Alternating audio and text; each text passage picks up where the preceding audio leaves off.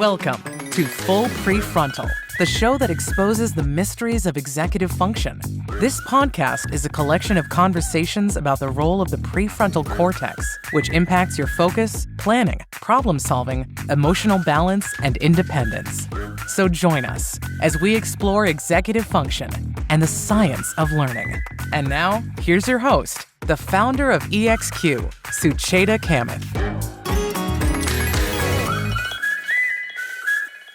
Welcome back to Full PreFrontal, where we dissect executive function into bite-sized chunks. And today we will be talking about one important aspect of executive function, which is social emotional regulation and how we manage ourselves and those who depend on us. And it's really important that we not limit ourselves to a particular way of thinking about executive function. When we think about the term executive function, sounds very technical. And through those who have been listening to this podcast for a long time know that executive function is a lot more or has relevance to every single aspect of our life. A gentle nudge, if you haven't already done that, please subscribe to our newsletter and also like us on social media and do download or subscribe to this the app store where Full PreFrontal is.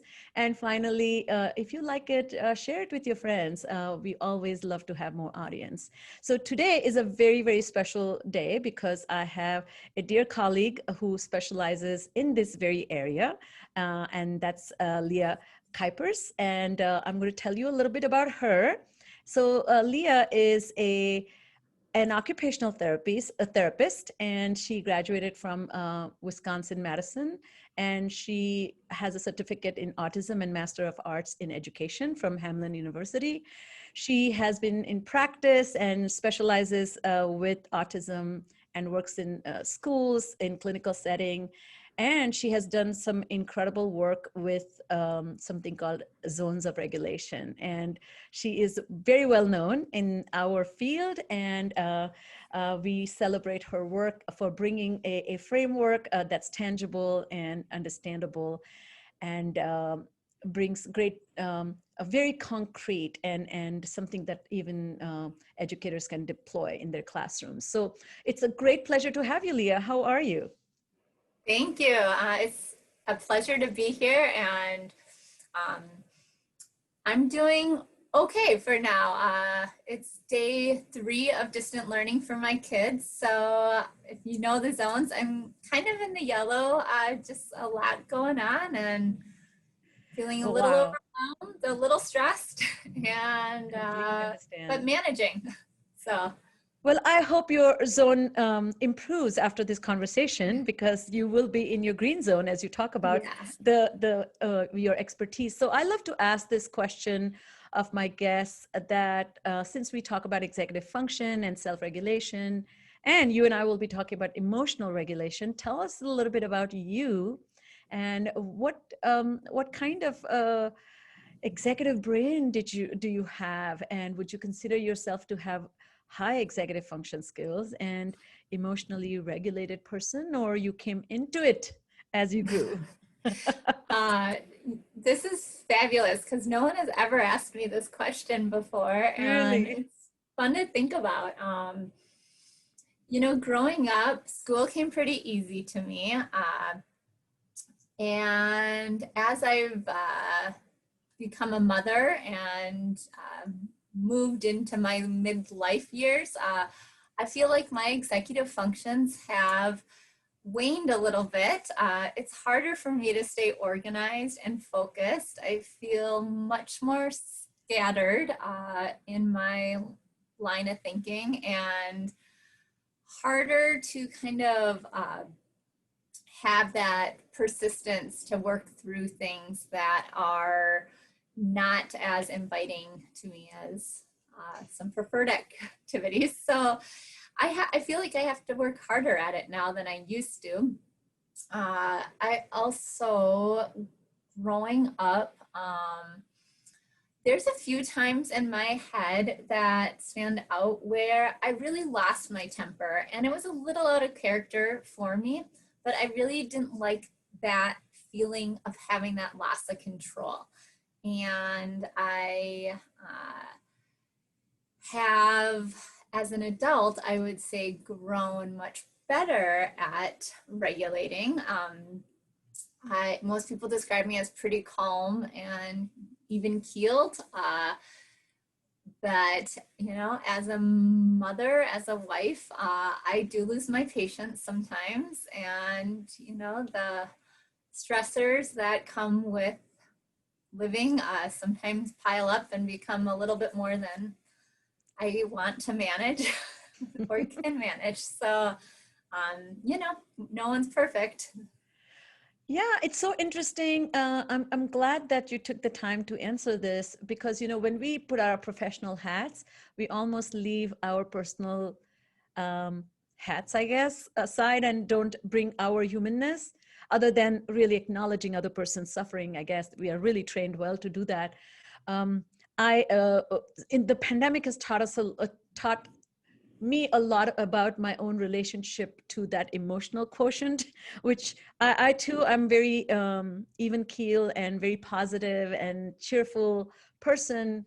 But we play cards every night as a family. My mom lives with us, and one of the things as a family we do. I have a little bit older kids than you do. They have finished college, just finished, and both have just started working. But I've realized this one particular activity in my life, which is playing card games, drives me insane. I become incredibly competitive. I become very upset when I lose. I blame people. I am very aggressive. And so my grown-up adult children were shocked to see this monster. So yes, I think it was all well contained until we started playing cards viciously. And so for this, ever since the pandemic, so March 23rd, I think we started a notebook in which we keep record of every game we have played. And so accidentally it started that way, but it's told me a lot the number of times I lost my cool. So yes. So tell us a little bit about how do you define executive function as an occupational therapist, and what's the relationship between self-regulation and executive function in your mind? Yeah, well, that's when you say as an occupational therapist, I think back and I was working as an OT before anyone ever called it executive functioning. So that was something I really pursued more training and education in as a complement to the work I was already doing as a professional, seeing the gap in some of my students' abilities to function and that processing in that prefrontal lobe was just, I feel, a really important part of that puzzle for them. So I always explain it as it's the thinking behind the doing, the governor of our actions. And there's so many executive functions to define, but when we can pair that with that, emotional amygdala in our brain and have that communication between that, caveman reptilian brain and then those executive functions to weigh in and help us manage the maybe impulse to lash out or the put in reason so that we can rationalize what would be a more objective response in the situation, or think through and problem solve what our outcomes might look like, then we can have that controlled emotional response as well. And so there's certainly a role for that caveman amygdala response, and that has served us well as humans and survival, but we live in a fairly safe world that we don't always need to be reacting with that part of that caveman response for survival. So that executive function comes in to really help guide us and make sense of the world around us so we can figure out how to express ourselves in a more adaptive way in today's world. I love that. So you're talking about this not just governing your own behaviors by reflecting and thinking, but also creating that ownership of those behaviors because it impacts the world in which we habitate. So tell us a little bit more about dysregulation then. When, you and I know this, that the executive function skills are on a trajectory of development.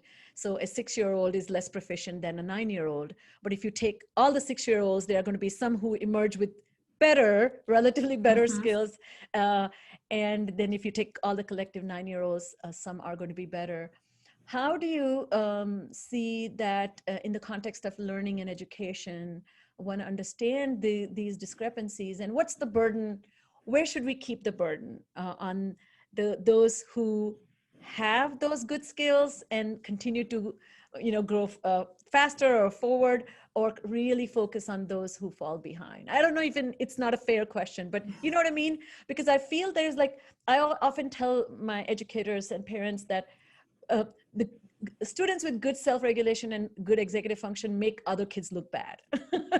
But it's not something, it's just the way brain is developing. Everybody's going to catch up, but Right. it's relative, right? And I think that last piece you just said, that the brain is developing. And when we can shift the lens in which we look at regulation and see it in a developmental lens, I find it helps people provide a lot more empathy for these kids who are just lagging in that skill set, and that we have an empathetic lens when we look at kids who have academic delays or articulation, language delays, motor impairments. And so when we have a different vantage point of how we're seeing these kids and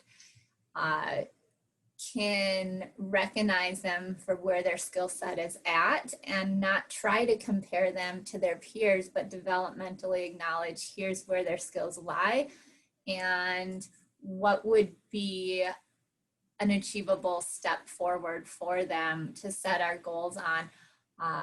We can start looking at them then and working with them, teaming together to support that development, so that it's not that they have to catch up to their peers, but we're helping them build a skill set so that they can be more adaptive and functional in their environments around them. So there was a lot in that question. I don't know if I got it all. But... I think you did. And I think I see a compassionate perspective there, which is really giving everybody a fair shot at their own development, which is such an important thing. Sometimes I see this, and I don't know if you see this in my private practice, there's a lot of pressure parents put on their children to somehow expedite their developmental trajectory. Yeah. Which to begin with is delayed. It's recognizing that we all have strengths and we all have weaknesses. And, some of us are born with,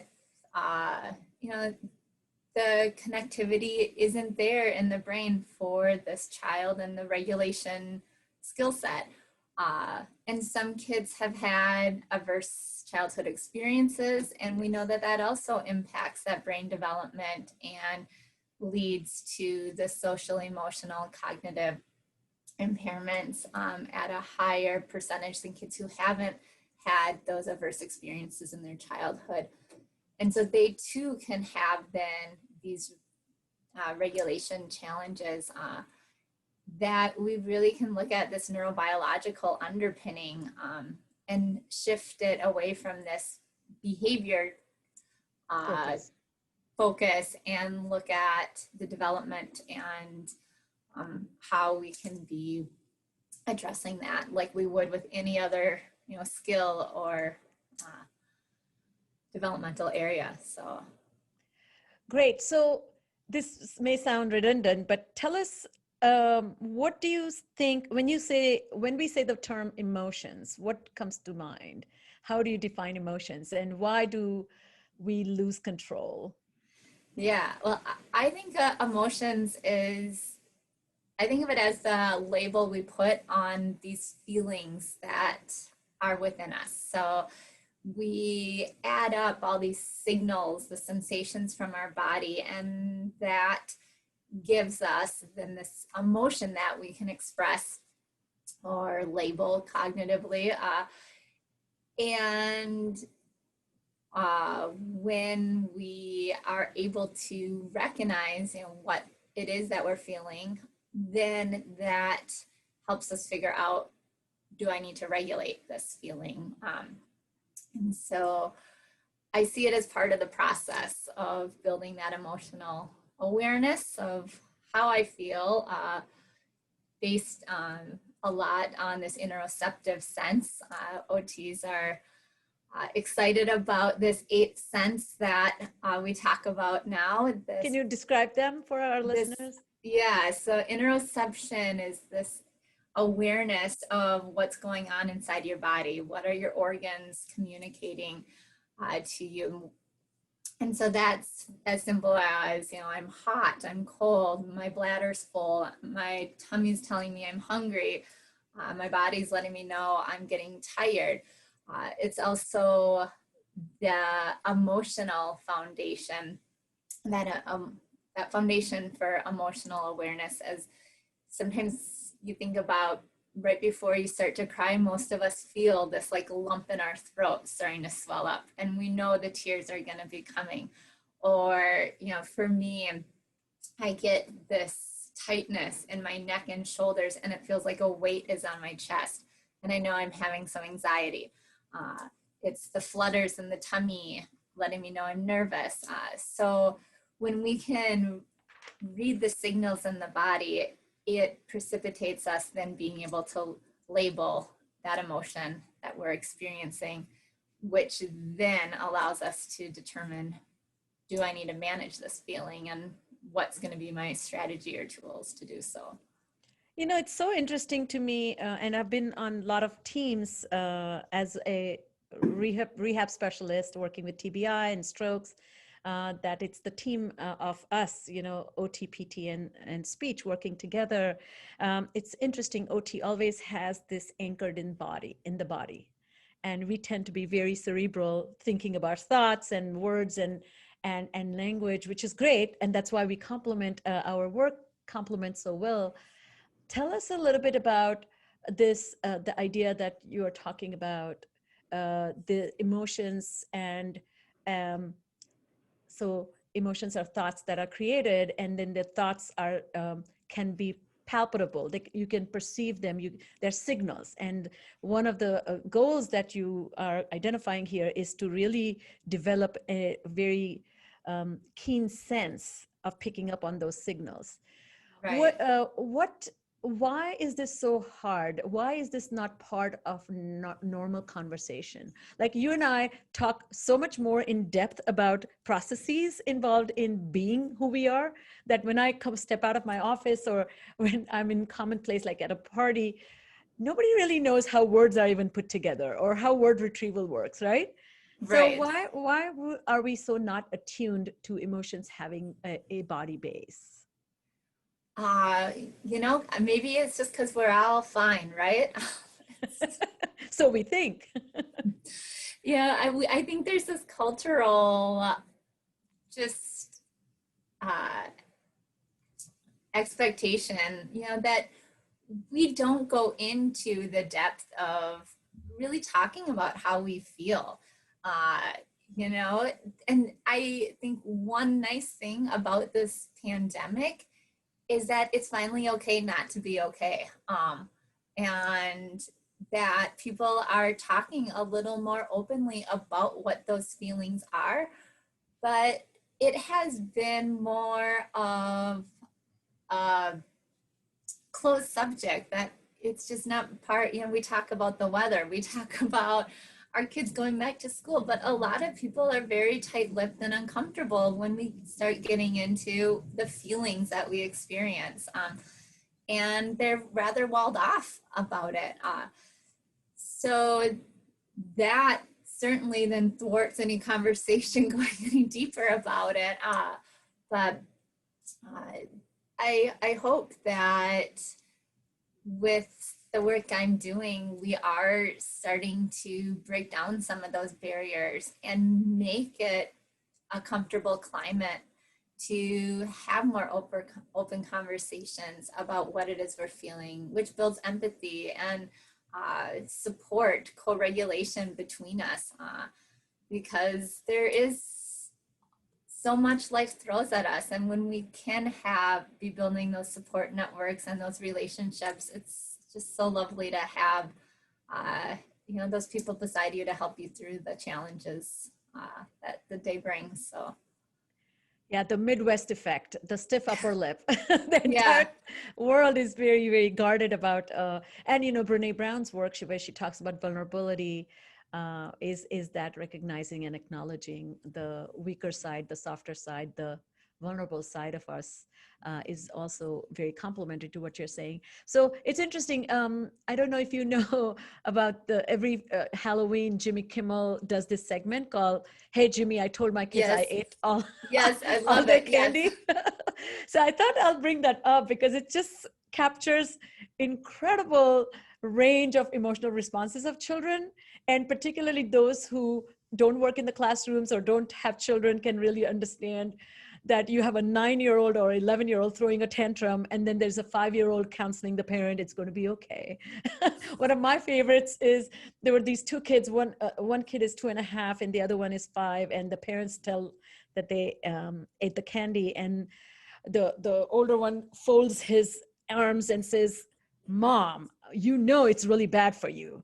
2 bags? You ate all 2 bags? So bad, Mom." So he's schooling the parents, and the other one, the little kid says, "Mom, 2 + 2 is 5." And the older one whispers, "No, it's actually 4, but you're right. Mom, you ate too much." So this is the best response I have seen under duress. So let's talk about zones. This is really all about having the best response under duress. So what you came up with this idea of zones of regulation. Talk to us about what's the story behind it, and why did you see the need for you to frame it the way you have, and then tell us more about how it's designed. Sure. So if you're not familiar with the zones of regulation, it is just an easy way to think about, talk about, cognitively recognize the way we're feeling, and we categorize those feelings into these 4 colored zones. So the blue zone is when our energy is low or our feelings are down, like sad, sick, tired, bored. The green zone is when we're in a more calm, controlled state. And we put more neutral emotions there, like happy, content, focused, proud, okay. And we put emotions that become a little bit more intense, or when our energy becomes elevated. Those are in the yellow zone, but I think the hallmark of the yellow zone is we still are able to tap into those executive functions when we're in that yellow zone state, versus the red zone state also has intense emotions, but these are the big overwhelming ones, like terrified, panicked. We can think about being elated or ecstatic, overjoyed about something, angered, irate, aggressive. And that doesn't have to have a negative sense. I get really aggressive too when I play competitive things. So I completely relate to you on that. My kids just said something to me. We were playing this pool game with my mom and dad, and my kids are 7 and 10 in the pool. And it's essentially kind of like football in the pool. It's called watermelon ball or something like that. Yes. And I was into it, and they were like, "Mom, it was like this monster came out." They're like, "I've never seen you so aggressive."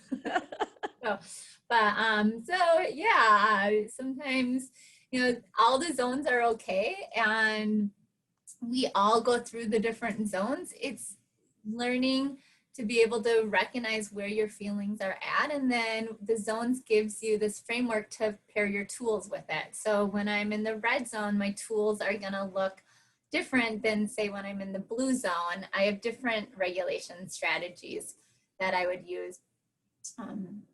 And I created this based on my work in public schools and seeing so many kids who struggled with regulation be subjected to so many punitive practices, yet not gain any skills to do anything differently.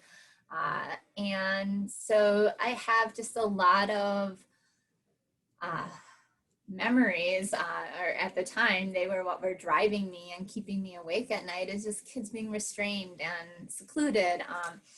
Can And you give us an example or share a story of a uh, difficult kid? you know, so if a kid, like, I give this example when I speak, but yeah, so as the OT, I would pick up a student, bring them to my calming or my sensory motor closet, essentially, and we would get this kid in this nice, calm, regulated state as we did the sensory work to help the nervous system get more organized, and bring him back to class. And if he couldn't quickly fall into the routine, and the teacher might have given a prompt like, oh, we're on problem 7 in math.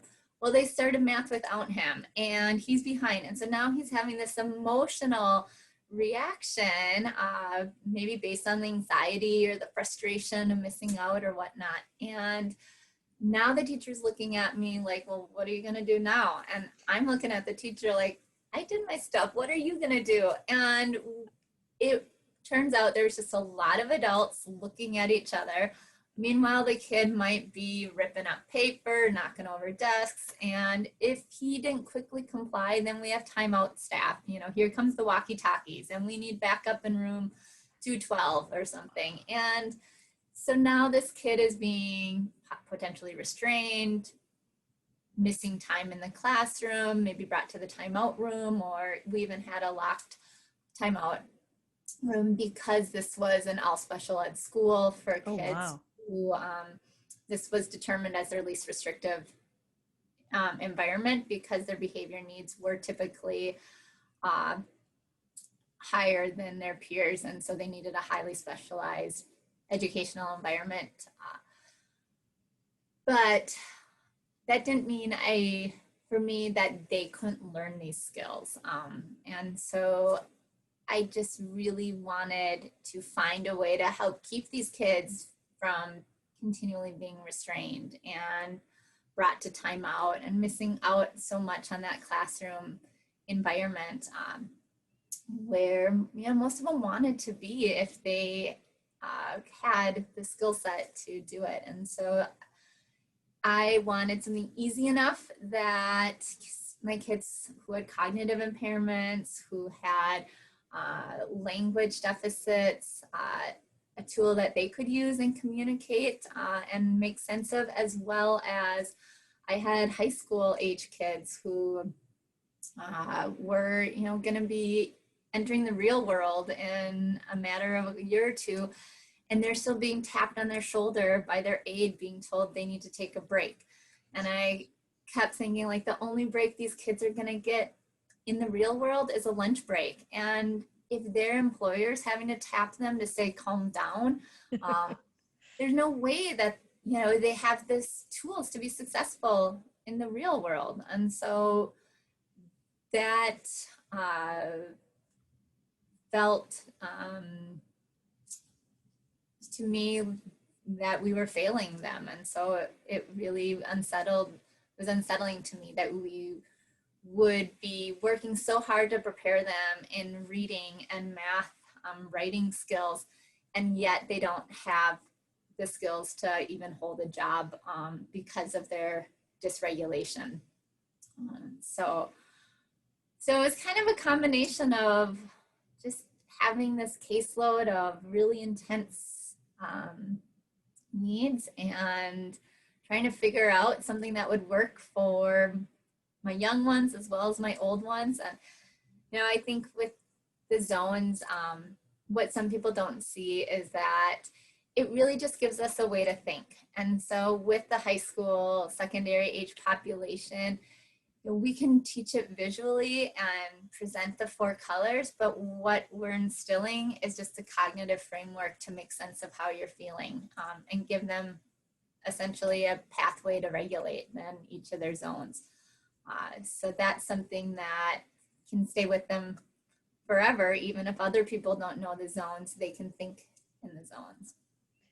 And what I really appreciate in having used it, referenced it, I recommend it, Thank you. is yeah, I think what's so, first of all, I think the fundamental step in emotional regulation is label it.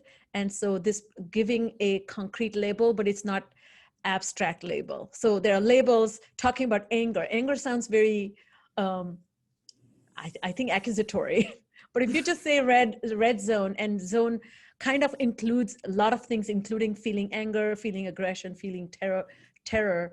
I think it's just a way to kind of one eventually tapping on their own shoulders. I think I really like that transitioning process there. And the second part I really like is there's an embedded level of alertness. I think we so need to know if I'm depleting, my energy is gone. Like after having a massive like tantrum, you're going to be exhausted. So from red zone, you're not going to go to green, you're going to actually go to blue. So feeling depleted, and what am I going to do to redirect my attention? So for example, the work I do, I see really high functioning folks. So they're not in trouble, severe trouble, or they're not losing it. They have kind of managed those pieces, but they're never in the green zone. That's their problem. They're always teetering towards blue, or always teetering towards yellow, where they are frustrated, or they are blameful, or they are just lethargic, disinterested.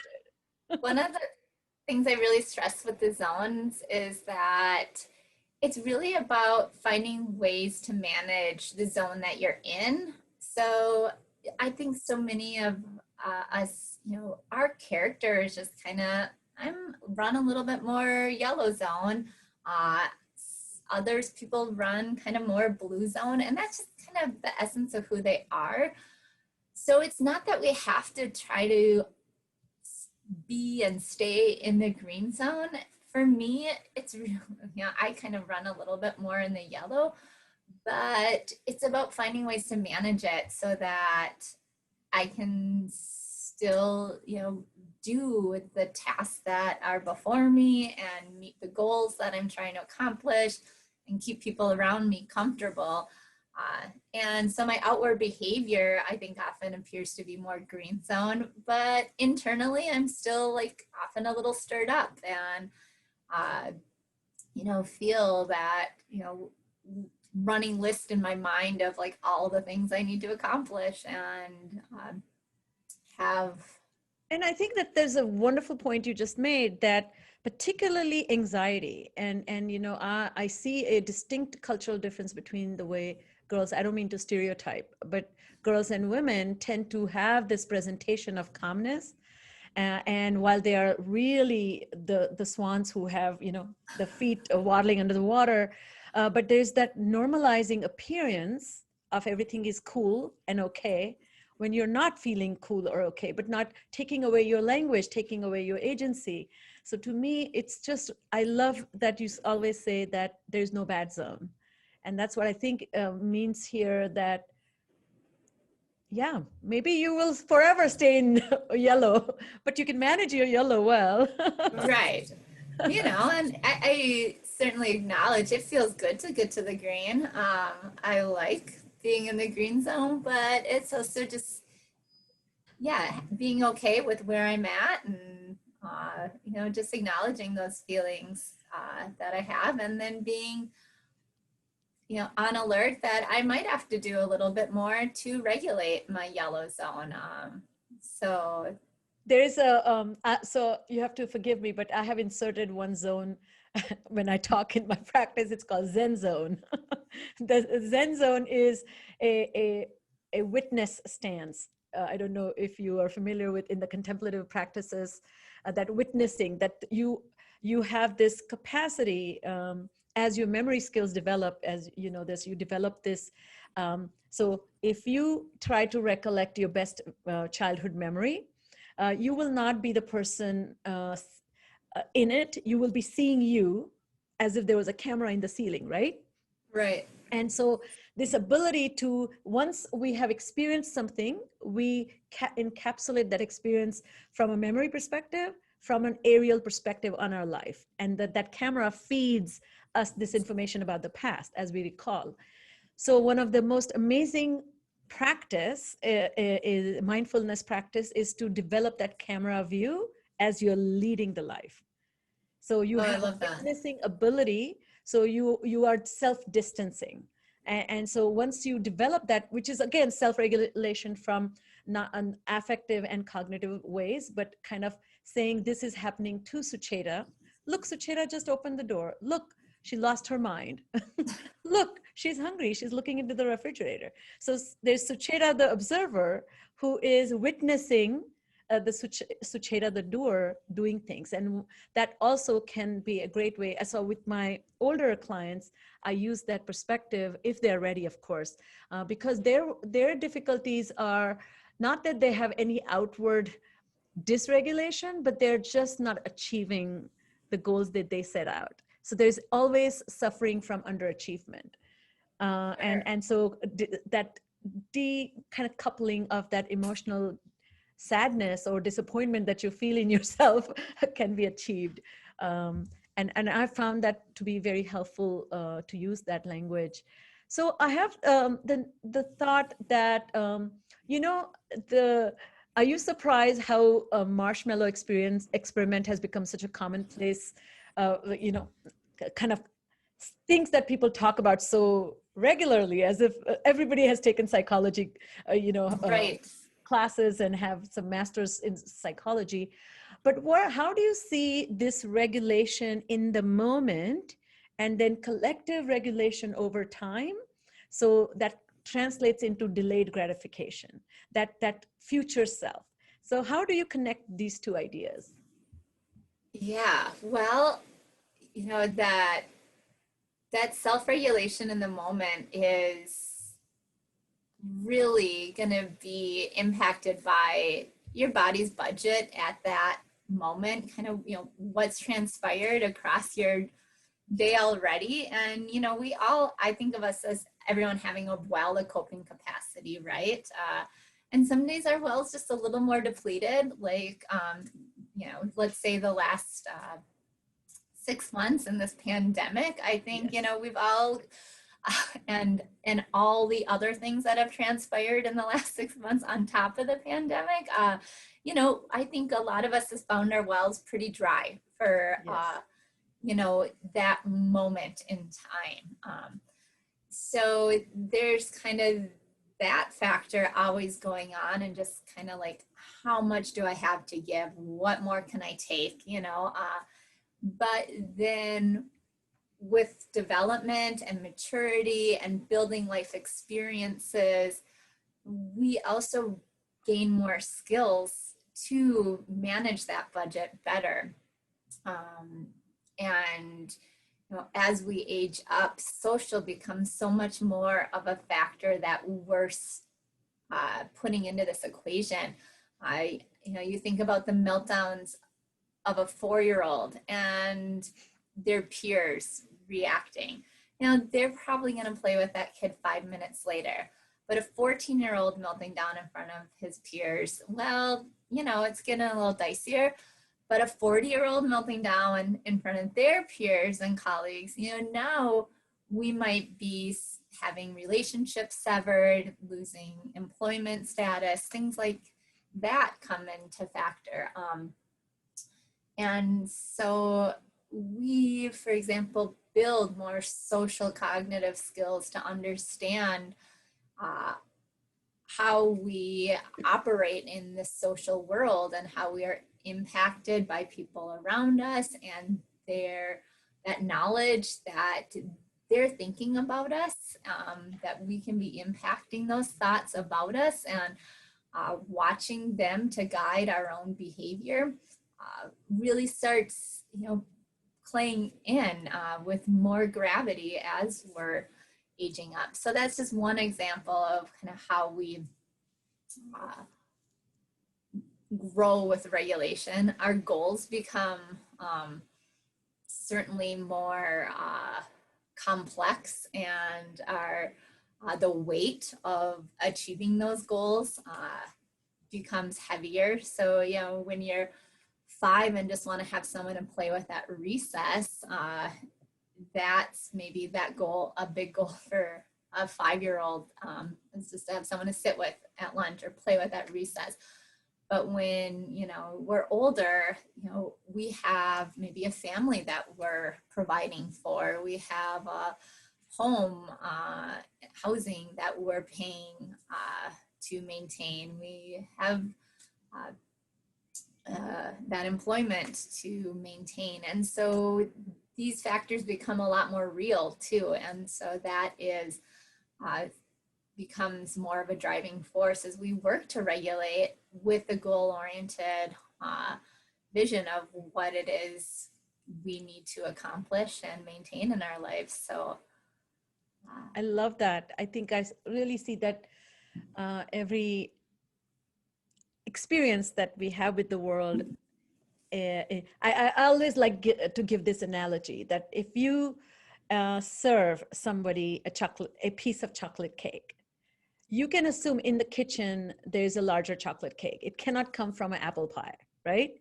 So I tell kids and adults I work with that your behavior is a slice of how you behave here is emblematic of how you are already behaving everywhere else. So you can't have this pretense and pretend to be nice and then it will come out because you can't sustain that for too long.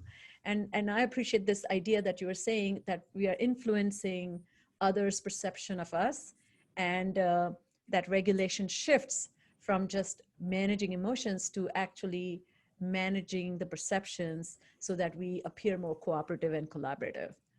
So I really appreciate that. Which really is vital to our functioning in adult life. So, you know, once I heard a little segment on the radio, it was something on NPR, and they were saying, in essence, you know, what are the qualities you want in your next door neighbor?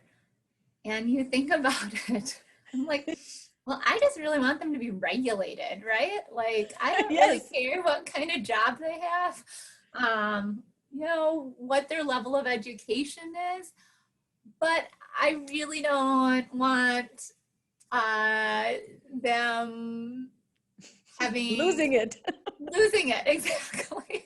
So that's what I value. My husband and I were taking our dog for a walk in our neighborhood, and there are 2 ways to go, and I often go on the left, let's say, and he always goes to the right. So when he and I were walking, we went to the right, and I had not seen there are some new houses coming up, and he proceeded to tell me that there was one house that was coming up, and the neighbor had sued the people who were building the new house. There were 17 lawsuits against this brand new house, which is absolutely incredibly built, beautiful house. And I was just admiring. And my husband says, he has no peace. He's now they have moved into the house, but they're tackling 17 lawsuits. Oh, so to your point, we don't want a neighbor who's suing you. Right. Because it all started with a tree, which they could draw a straight line, but there was a slight, you know how there's a circle around a tree, it kind of, the tree sat in between the lines. So you could have bent it either in the neighbor's yard or your yard, and that's where the fight began. So depends on which way the wind blows, huh? Exactly. So as we end, tell me what do you do when you are regulated, but you're dealing with people who don't even understand the R word, or they know nothing about regulation, and their dysregulation is getting you either anxious, getting you a little bit frustrated, or making you incredibly unsettled? What suggestions do you have for that? Well, I'm just thinking about in my personal life. I'm a Libra. So me too. So I just when is your birthday? Balance. October 3rd. It's coming up. Yes, happy birthday. Yep. Thank you. Same to you. Thank you. Yeah, so, I just really am always striving to be this kind of peacekeeper, find the balance, hear both sides, and, not rock the boat too much.